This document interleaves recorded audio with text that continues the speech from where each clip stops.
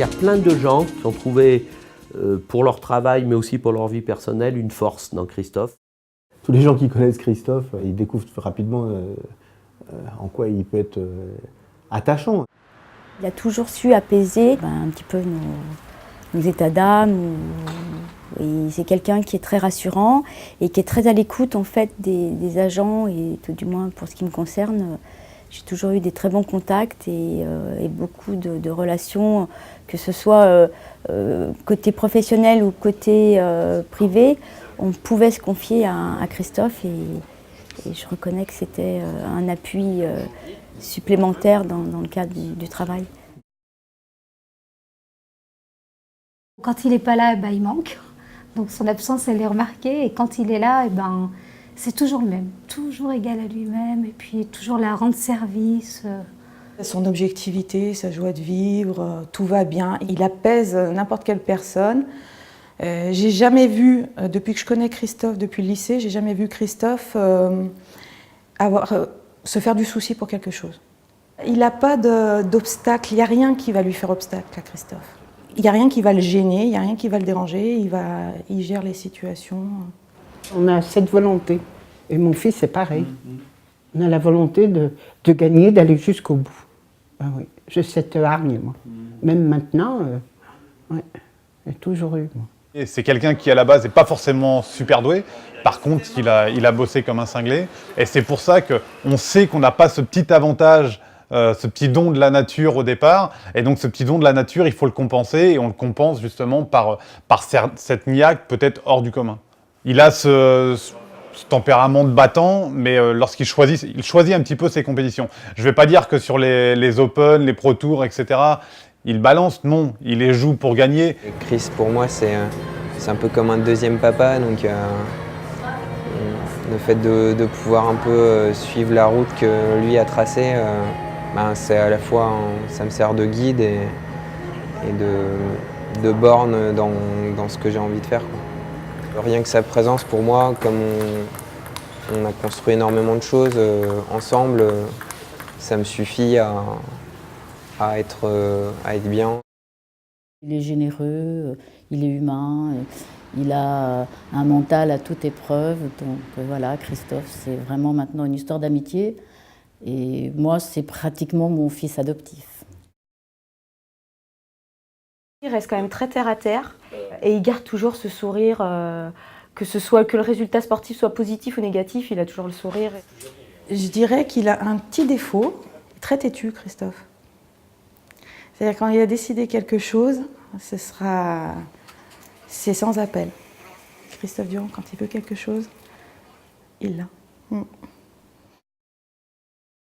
J'ai 37 ans, je suis né à Dessines-Charpieu, dans l'Est lyonnais, à la clinique du Champ-Fleury. Un beau 5 avril. À l'âge de 18 mois, comme j'avais toujours des soucis pour me déplacer, marcher notamment, j'ai été opéré d'une tumeur sur la moelle épinière. Et en gros, ça a perturbé mon système de contrôle neurologique, on va dire, au niveau des membres inférieurs. Et j'ai été opéré plusieurs fois. Puis après, j'ai dû me déplacer en fauteuil roulant. Et puis, j'ai appris que je ne marcherais jamais et puis que ce serait un peu mon mode de déplacement, quoi. Moi, dès 9 ans, j'ai aimé faire du sport. Pourquoi je dis 9 ans? Parce que c'est la période où je suis arrivé à Lyon, en fait. Avant, j'aimais m'amuser, quoi. J'aimais faire le con, tu vois. En plus, voilà, t'es handicapé, t'as 5, 6, 7 ans. Tu te dis, il y a tellement de problèmes, j'ai vécu tellement de moments difficiles, toutes les opérations et tout. Dès que tu peux faire un peu le con, tu fais le con, quoi. Mais après, moi, dès que je suis arrivé à Lyon, dans le centre, là, à Bron, là, enfin dans le 8e, ils proposaient du sport et j'ai fait du sport tous les jours, tout le temps. J'ai fait du sport. Et c'est vraiment le truc qui m'a... Alors, je sais pas si c'est le goût de l'effort physique, tu vois, le dépassement de soi.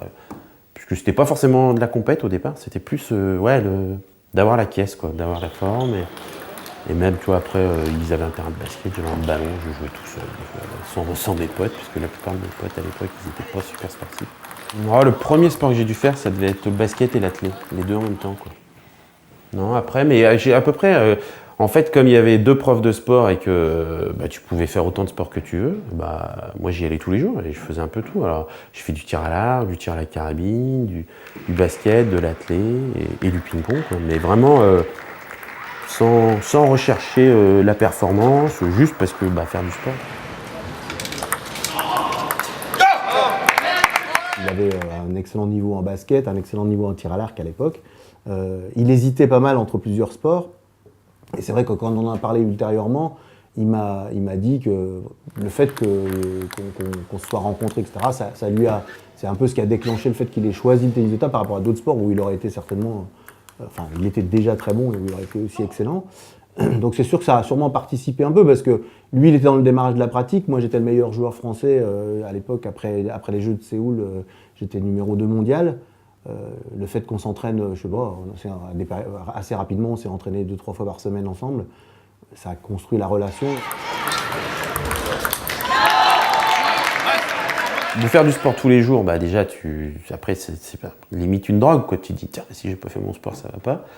Et après, c'est le fait d'avoir des sports d'opposition et de se dire, tiens, je vais essayer de gagner. Mais à l'époque, c'était pas pour devenir ce que je suis aujourd'hui. Super, Chris, super. Super, tout top. Encore, Chris. Jamais j'aurais cru ça. Moi, je croyais qu'il faisait ça pour s'amuser, c'est tout. Mais aller si loin, non. Non. Et il a eu une volonté, beaucoup de volonté, parce qu'il faut de la volonté. Surtout quand on sait qu'on est handicapé, qu'on ne peut pas marcher et tout. Bien sûr. Oui, ça c'était formidable pour lui.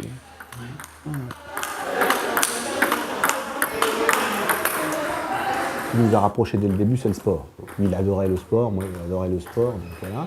Et puis il y a le fait de sentir tout de suite une communauté un peu d'approche sur la pratique, sur ce qu'on aimait faire. Et puis moi à l'époque j'étais 88, c'était la première fois que j'étais médaillé aux Jeux avec Christophe. Lui il démarrait la pratique et j'ai tout de suite senti que il était à fond à mettre tous les moyens requis pour pouvoir atteindre le meilleur niveau possible. Et du coup ça a tout de suite fait tilt. Bon, après il y a plein d'autres choses.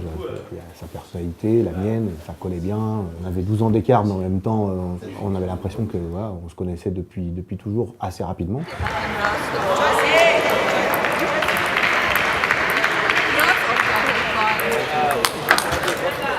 Lui, il était un jeune espoir et moi un jeune espoir. On s'est un peu regardé comme ça, en se disant faut que je fasse attention à lui, je pense que lui aussi. Mais très très vite, on a été sur la même longueur d'onde et puis on a une approche de s'aider l'un envers l'autre. Les meilleurs moments, c'était en stage dans notre chambre avec nos conversations qui duraient jusqu'à minuit, à se poser 1000 questions et comment qu'on allait faire pour réussir. Mais c'est aussi, bien sûr, des victoires à la table, quoi. Moi, d'avoir vu Christophe, champion olympique à Sydney en individuel, c'était exceptionnel. Moi, juste avant, il venait de me voir gagner en par équipe, faire le dernier point pour la médaille d'or. C'était des moments de joie intense où il n'y avait pas forcément besoin de mots.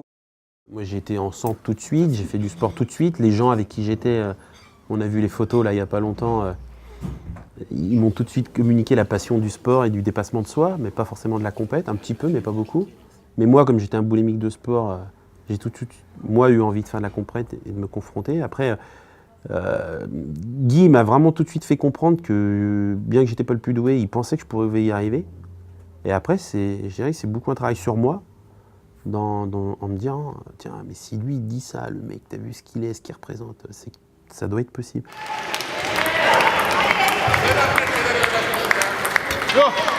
J'ai un souvenir très frappant, c'était quand notre premier stage équipe de France, vraiment équipe de France, on était tous les deux dans la même piole et on se disait, oh là là, est-ce que tu crois qu'un jour on arrivera à la hauteur du numéro 1 français, du numéro 2, parce qu'au tout début quand même on se prenait quand même quelques tôles, quoi. Et on se demandait bien si un jour on allait arriver, tellement qu'on admirait aussi les joueurs qui nous ont portés. Et petit à petit, à force d'entraînement, lui comme moi, on y est arrivé, quoi, et lui encore plus que moi, quoi.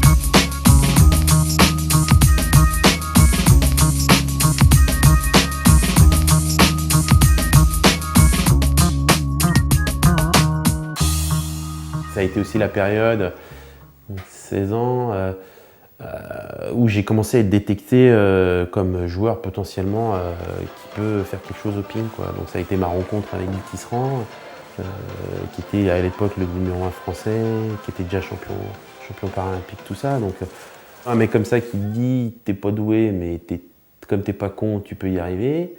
Tu te dis, tu vois, c'est comme si, je sais pas moi, si Gasquet, quand il avait 5 ans de moins, t'as Sampras qui va le voir et dit écoute, toi, tu vas un jour prendre ma place. Tu dis mince. Donc, tu vois, il y a aussi ça, de se dire tiens, je peux peut-être réaliser une partie de ma vie dans le sport. Et après, mais rapidement, quoi. J'ai dit, m'en fous, ce sera le sport. Et le sport va me permettre de trouver du boulot et le sport va me permettre d'avoir une vie. Cette rencontre-là, elle est capitale, quoi. Si lui, il n'a pas l'envie de passer un peu de temps avec moi et de se dire, bah tiens, lui, il peut y arriver, je ne sais pas si j'arrive aussi vite et 2 aussi haut, quoi. Il me donnait 2 heures de son temps, il me faisait des séances de ping, il rentrait, mon cerveau il tournait à 10 000, puis on me disait, il faut que j'arrive. Pour moi, ça fait partie de ma réussite sportive aussi, d'avoir, alors vis-à-vis de Christophe, mais peut-être aussi vis-à-vis d'autres. On a eu une génération un peu, j'allais presque dire spontanée, non, mais jusque dans fin des années 70, le tennis de table français était nul. Enfin, quand je dis nul, au niveau international, on était inexistant, quoi. On a été 4 ou 5 joueurs à arriver à peu près en même temps, à mettre tous les moyens requis pour essayer d'atteindre le meilleur niveau. Ça jusque dans les années 86, 87, 88. Et à ce moment-là, commençait à arriver une nouvelle génération avec Christophe, avec l'autre Christophe, avec un certain nombre d'autres joueurs. Et c'est vrai qu'il y a eu une sorte de, peut-être un peu de passation aussi, enfin une sorte de transmission qui a pour nous été très enrichissante. Quand il y a un ancien qui me disait des trucs, même un coach, des fois, je n'étais pas d'accord, je faisais un peu ma tête de con, je disais ok, t'as pas raison. Sauf que quand je rentrais chez moi tout seul, là ça moulinait et ça m'a bonifié, quoi. Quand nous est arrivé avec Christophe au tout début de notre aventure, ceux qui étaient en place, les numéro 1, numéro 2 français, je pense entre autres à Guy Tisserand qui était numéro 1 français, numéro 1 mondial pendant des années. Et ce sont des gens qui nous ont pris tout de suite sur leur épaule, quoi. Moi, ça faisait pas 9 mois que je jouais au ping-pong, que je faisais déjà un stage chez Guy Tisserand, quoi. Donc on a eu, je dirais, une certaine éducation de ce partage-là, d'être pris par les plus forts et d'être porté, quoi. Et c'est ce qui a fait qu'on a été aussi un groupe, qu'on a été numéro 1 mondial aussi dans les années 96, je crois, parce qu'on avait cet esprit d'équipe, quoi. Christophe, ce qu'il a vécu aujourd'hui, je pense qu'il veut le retransmettre aujourd'hui, quoi. Et si j'étais un moteur pour lui, il a été autant pour moi, parce qu'on s'est vraiment, comme je disais tout à l'heure, on s'est porté, entraîné, on s'est encouragé à aller le plus haut possible tous les deux. J'étais aux premières loges de sa réussite et j'étais à l'échauffement avec lui tous les matins, tous les après-midi. Donc j'ai vraiment appris énormément à ses côtés et je continue à apprendre. Et j'espère que je continuerai encore à apprendre beaucoup de lui. Christophe, c'est un grand bonhomme. Il a des grandes qualités, il est humain, il est surtout très généreux. Il est généreux avec nous, on a toujours partagé ses victoires, mais aussi ses défaites, hein, c'est important, ses problèmes de santé éventuellement. Mais surtout, il est généreux avec les autres champions, avec les autres sportifs qu'il soutient. Et ça, c'est vraiment important. On a suivi la balle de match en direct par téléphone. Et tout le monde a hurlé dans les couloirs, c'était extraordinaire. On avait tous gagné avec lui, en fait. Moi, je pense que c'est ce qui a fait un peu ma force, quoi. C'est que j'ai su rapidement ce que je voulais. Et quand on parle un peu avec les mecs de l'équipe de France et tout, ils vont tous te le dire. Il y en a peu qui ont fait autant de sacrifices que ce que j'ai fait, je pense. J'ai jamais vu un athlète se donner autant les moyens de réussir. Christophe, c'est une bête d'entraînement. Il a cette capacité à se donner tous les moyens pour réussir. Parce que, à savoir peut-être que son point faible, au tennis de table, du moins, c'était peut-être pas le plus doué, quoi. Celui qui a la meilleure technique, celui qui a la meilleure touche de balle. Mais par contre, il avait cette capacité à s'entraîner peut-être 2 fois plus, 3 fois plus que les autres. Et c'était vraiment son point fort, en plus d'un mental de tueur, vraiment de sportif de niveau, un mental de gagnant, quoi. On a eu exactement les mêmes résultats, aussi bien en simple qu'en par équipe. À Sydney, Christophe a fait or en simple Bronze par équipe, exactement la même chose. Pékin, on a eu tous les deux la bronze, que ce soit en par équipe ou en simple. Et Pékin 2008 dernièrement, or en simple et bronze en par équipe. Donc à nous deux, en fait, on totalise 12 médailles. Ce qui est assez incroyable quand même en 3 Olympiades. J'ai eu la chance et l'honneur d'être présente lorsque la Marseillaise a retenti à Pékin pour Christophe et puis de fêter avec lui cette victoire et de partager son émotion.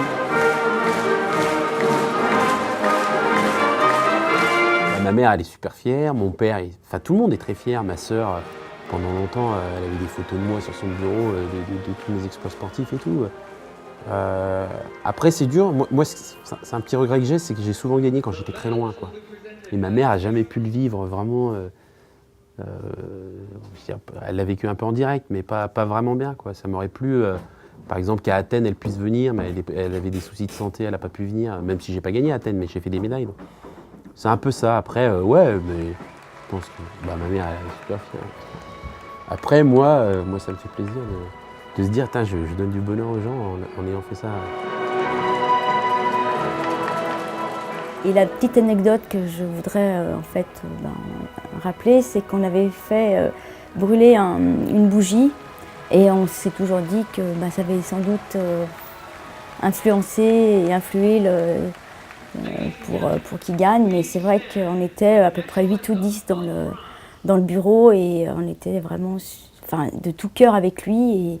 Et je pense qu'on avait tous la boule au ventre parce que voilà, c'était notre champion. Christophe Durand, un personnage atypique du milieu pongiste. Outre tout ce qu'il a fait, en fait, pour ma part, je l'écrirais plutôt comme un fin tacticien et un personnage qui est capable de retourner des situations incroyables dans le milieu pongiste. Et outre ce côté pongistique, c'est aussi une personnalité à part dans le monde du ping. Sa force, je pense, c'est la capacité de retourner des situations dans le jeu.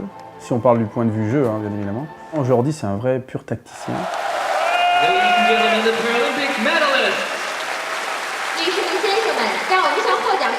Pour moi, le premier déclic important dans sa carrière, c'est probablement quand même les championnats du monde à Paris, parce qu'en fait, alors il a fait d'autres compétitions avant, etc., qui étaient importantes, mais c'est quand même celle où il a été champion du monde. Voilà, il a fait quand même médaille de bronze aussi en simple. Il a fait un super tournoi, il a vraiment, et là il a montré tout, au-delà même du potentiel, il a concrétisé tout le potentiel qu'on savait qu'il avait.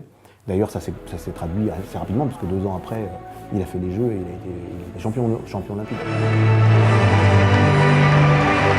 Pourquoi moi j'y arrive un peu plus que les autres sur notamment les Jeux, parce que c'est la compétition où j'ai le mieux réussi.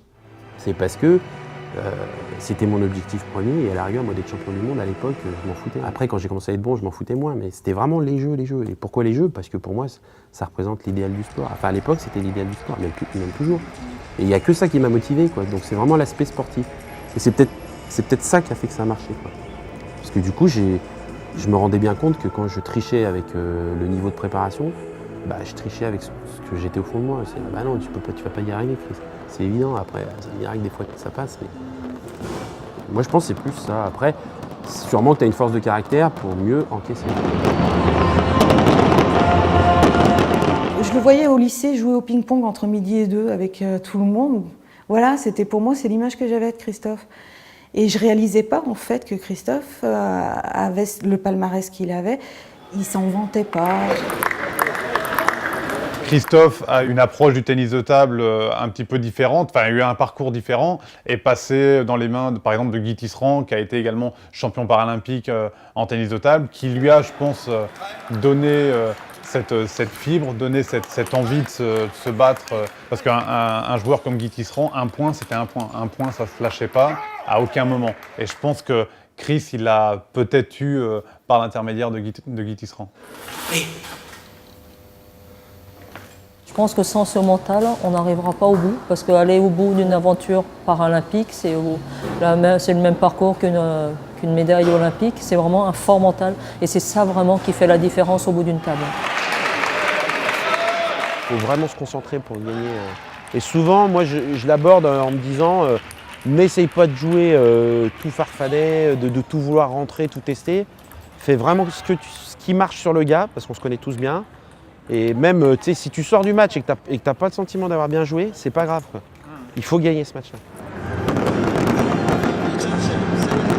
Il a vraiment envie de bien faire et d'essayer de terminer sur une bonne note. Alors maintenant, c'est vrai que c'était assez compliqué la fin de notre préparation, car il a eu un enfant au mois de septembre, et tout le mois de septembre, bon, on s'est vu très peu. Mais on avait fait quand même un gros travail en amont sur justement, on s'était préparé, sachant qu'il y avait à avoir Laura qui allait être née au mois de septembre, donc il fallait bosser au mois de juillet, août pour essayer d'avoir un niveau.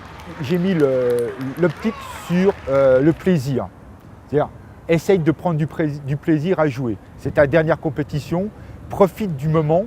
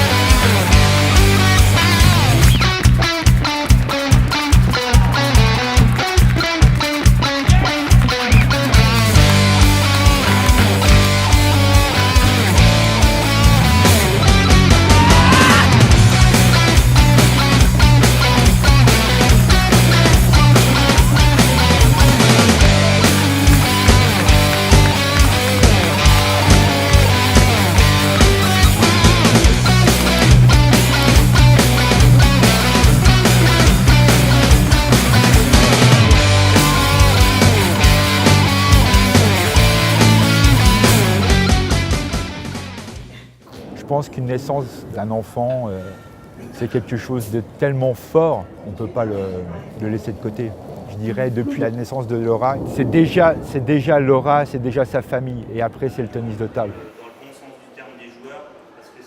Mais il était peut-être un petit peu inquiet avant de partir au jeu, et donc un peu plus reposé en rentrant. Mais vraiment, je crois que son attitude dans la préparation, ou au retour avec ses médailles, c'est le même, quoi. Vraiment le même bonhomme. Je pense que la paternité va peut-être un peu plus le changer dans les premiers signes qu'on voit. Ce sentiment des 2 années que j'ai eu m'a donné un peu, pas de supériorité, mais de toute façon c'est mon mental qui me fait souvent gagner, donc mon mental il va être là. Mais en fait, j'ai pas pris en compte que le mental, il peut être là, que si physiquement t'es bien, quoi. Il y a des moments, des mecs qui me donnaient des alertes, même Maxime, même Greg, il est venu 2-3 fois chez moi, il m'a dit « Putain, gars, fais gaffe, tu vas en chier. » Je dis « Non, mais c'est bon. » C'est vrai que comme on est tout le temps chez soi, même si je faisais beaucoup de choses, j'avais l'impression que ça allait, quoi. Mais je me suis vraiment rendu compte, quand il a fallu chercher les ressources mentales et physiques pendant les matchs, que il n'y avait plus rien, quoi. Corée, difficile pour Chris, dans le sens où, comme il l'a dit, il était déjà avec l'état d'esprit d'arrêter sa carrière. Donc on en a parlé ensemble, peut-être qu'il aurait peut-être pas dû le dire qu'il arrêtait, parce qu'il est arrivé dans un autre état d'esprit, même si c'est un compétiteur né, donc il n'y a pas de problème. Peut-être qu'il est arrivé avec cette image-là, qui l'a un petit peu handicapé sur certains matchs, pour aller chercher plus loin, parce que Chris, c'est une forte personnalité pour aller chercher loin les matchs. Et je pense que là-dessus, c'était un vrai manque à la fin de la compétition, quoi. Il n'a pas su aller chercher le petit plus et aller chercher de forcer un peu pour aller chercher la victoire.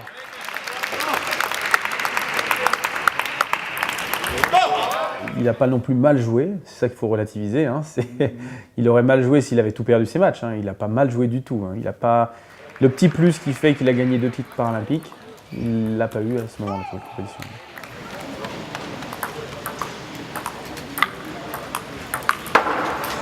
Quand on sait que c'est sa dernière compète, ça peut être tout bon ou tout mauvais. Je pense que pour lui, c'était compliqué parce que la Corée, c'est comme un environnement, c'est les jeux en Corée, c'est un environnement pas facile. En plus, on est vraiment loin, donc voilà. En plus, c'est la dernière compète, donc on sait, ça surajoute quand même une forme de pression.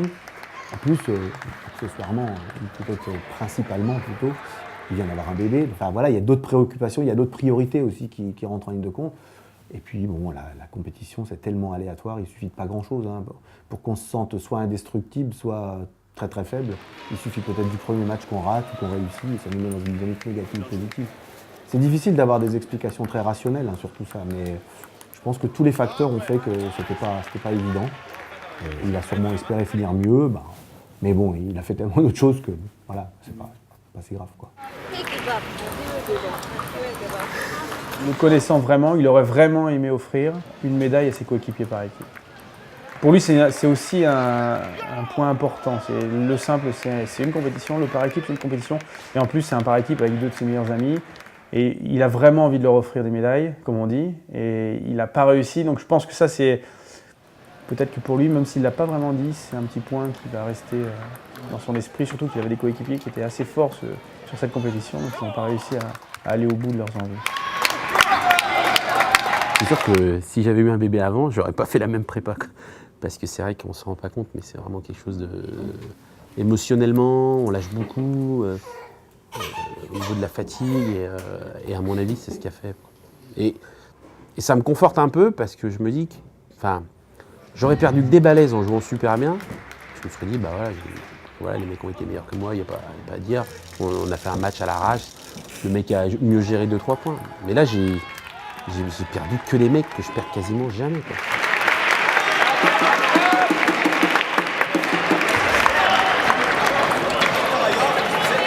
Tout a une fin, hein. Christophe quitte le haut niveau en grand champion. Je suis persuadée, moi, que Christophe va continuer à mettre toutes ses qualités au service des autres. Et j'espère très sincèrement que le monde du handisport, mais également le monde des valides, va pouvoir faire appel à Christophe. Ce serait vraiment dommage de perdre toutes ses compétences. Son handicap lui a permis d'avoir cette vie aussi trépidante et puis si intéressante en termes d'expérience. Donc c'est vrai que c'est une personne qui a envie d'en faire profiter.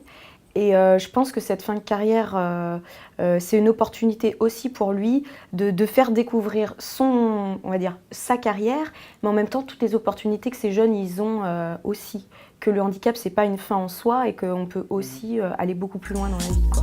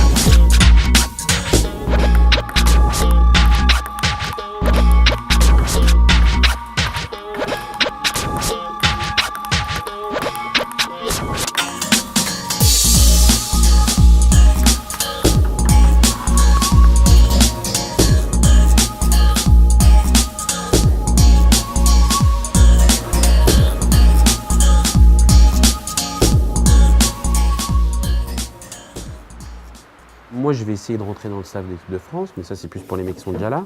Après, moi, localement, j'aimerais un peu aider dans mon sport, voire même la Ligue, dans les multisports, s'ils ont besoin de... Moi, j'intervienne des fois pour expliquer mon parcours, pour échanger avec des gens, quoi.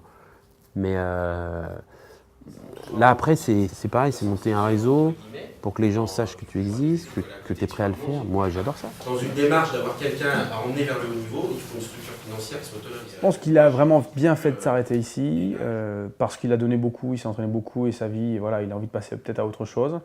Et ce que je trouve vraiment en plus, peut-être encore plus agréable, c'est qu'il a envie de continuer à travailler dans la commission, pour la commission, faire évoluer la commission aussi. Il a envie d'aider ses coéquipiers aussi, donc ça c'est vraiment génial. Donc voilà, je pense que sa carrière, un premier volant de sa carrière vient de se terminer. Sa deuxième carrière de papa vient de se commencer, mais je pense qu'il a une troisième carrière qui vient de s'ouvrir. Alors je ne sais pas si elle va être aussi bonne, si elle va être aussi longue, mais je pense que ça peut être intéressant. Moi, je l'ai accompagné justement sur cette fin de carrière. C'est vrai que le contexte, il est parfait. Je dirais que sa carrière sportive a atteint les sommets. Il a été numéro 1 mondial, double champion olympique, enfin paralympique. C'est vrai que là, le fait qu'il se soit pacsé, qu'il a acheté une maison, qu'il ait une petite fille, Laura, en septembre, c'était le moment parfait pour arrêter et en fin de compte se servir de cette carrière de sportif de haut niveau pour lui permettre de valoriser le handicap et aider les jeunes handicaps à essayer d'avoir une aussi belle vie qu'il a eu la chance d'avoir en fait. J'aimerais bien qu'Aymeric soit là parce que je trouve que malgré tout, il a un peu fait la transition. Christophe et moi, on a 12 ans d'écart, donc 3 Olympiades. D'accord ? Et il arrête à l'âge exact où moi j'ai arrêté. Ça n'a rien à voir l'un avec l'autre, mais c'est pour expliquer que je comprends très bien sa décision parce qu'à un moment donné dans la vie, il faut faire des choix, quoi. Et le tennis de table de haut niveau, ça nécessite une implication, un investissement énorme. Et on a parfois des choses qui sont plus prioritaires, même souvent la famille, là il vient d'avoir un bébé, il faut aussi à un moment donné peut-être s'orienter au niveau professionnel, etc. Et puis il y a aussi une chose qui est très importante, d'une certaine manière, c'est la lassitude en fait. C'est-à-dire que la pratique sportive de haut niveau, on voit souvent que la face émergée de l'iceberg. C'est-à-dire on fait des compétitions internationales, on voyage, c'est génial, on rencontre des tas de gens, c'est merveilleux, hein, c'est vrai. Mais on oublie qu'il faut pratiquer 15 à 20 heures par semaine avant, et que tout ce temps-là, quand on le consacre à ça, on ne le consacre pas à autre chose. Et qu'à un moment donné, quand on a un peu tout fait, gagné un peu tous les titres, ce qui est le cas de Christophe, on a fait le tour de la question, quoi. Il est très persuasif. C'est vrai que pour moi, il m'a donné beaucoup de conseils. Il y en a certains que j'ai réussi à suivre, notamment au niveau professionnel. J'ai mis du temps à avoir ma disponibilité, à me rendre compte que c'était vraiment super important d'en avoir. Mais il insiste, il se braque pas. Quand on joue bien, il se dit voilà, là tu joues bien, c'est peut-être parce que tu as réussi à faire ça, là tu joues mal, il faudrait que tu apportes, que tu t'améliores là-dessus. Après, moi aussi, j'ai la chance, entre guillemets, d'avoir un peu le même jeu que lui, c'est-à-dire que je ne suis pas doué forcément, mais par contre, lui est très fort tactiquement, et lui m'a dit, toi, tu es fort physiquement, il faut que tu axes ton jeu sur ton physique, sur le fait que tu puisses tenir physiquement en contre très bien, en rapidité, en faire en poussette, enfin.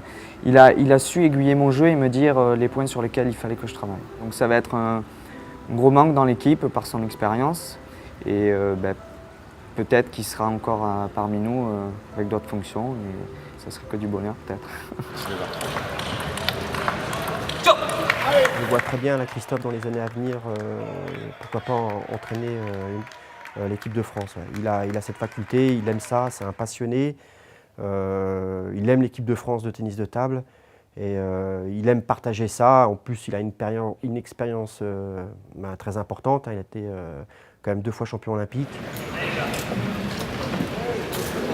Un message au travers de Christophe, oui, c'est que les autres personnes en situation de handicap, les jeunes, puissent avoir envie de pratiquer le sport de leur choix et surtout pour que la société en général ne voit pas les personnes handicapées par le biais de leur handicap, mais par rapport à leurs compétences et leurs qualités.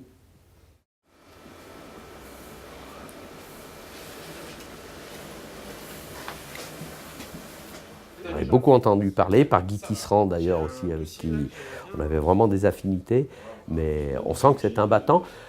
Quand il est venu à l'entretien, il est venu avec la modestie qu'il a toujours étalée sur le terrain, en se disant ça va être un petit combat peut-être pour moi, parce qu'il savait qu'il était en concurrence avec d'autres personnes.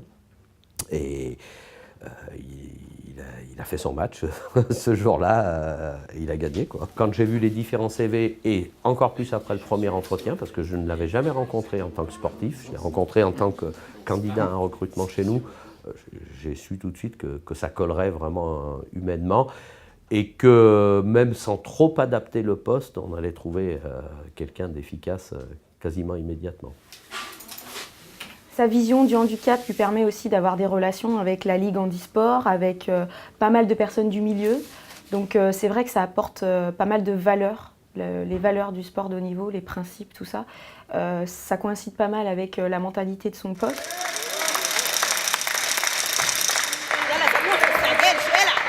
On a connu Christophe comme sportif bien avant qu'il soit l'objet d'une convoitise en termes de recrutement, parce qu'on l'avait aidé un petit peu dans la poursuite de sa carrière, conjointement entre la région et l'État. C'est un dispositif qui n'est pas spécifique à Rhône-Alpes, mais qui fonctionne quand même très très bien entre les services de l'État et de la région en Rhône-Alpes, et qui avait permis d'apporter un certain nombre d'aides à Christophe. Et à un certain moment, on avait évoqué avec le cadre technique régional Jean Baggioni l'idée de recruter dans le service des sports un sportif handisport. Jean Baggioni nous avait proposé plusieurs personnes dont on connaissait un peu l'histoire. Christophe était déjà quand même un champion à cette époque. Il n'était pas champion olympique encore, mais quelque part, ça collait bien entre ce qu'on savait du personnage sportivement, avec sa pugnacité, son envie de gagner, mais d'un autre côté, son respect vis-à-vis des gens, des aides publiques. C'était un des rares sportifs qui nous avait écrit parfois des petits mots pour nous remercier de l'aide qu'on lui apportait, à laquelle il avait droit. Dans un premier temps, ce qui nous intéressait, c'était la performance sportive, puisque c'était à ce titre qu'il avait ce soutien. Et puis c'est vrai que petit à petit, on s'est rendu compte que derrière le sportif, il y avait un homme extrêmement attachant. Et c'est vrai aussi qu'on souhaitait, outre le côté ambassadeur à l'étranger, que lorsqu'il y avait des manifestations locales, ces sportifs soutenus par la ville soient présents parce qu'ils avaient un caractère exemplaire vis-à-vis des jeunes Lyonnais. Et on s'est vite rendu compte que Christophe faisait partie des plus assidus et qui prenait beaucoup de plaisir à essayer de transmettre les valeurs qui lui avaient permis d'aller au niveau où il était. C'est pas une évolution, c'est une révolution, je pense.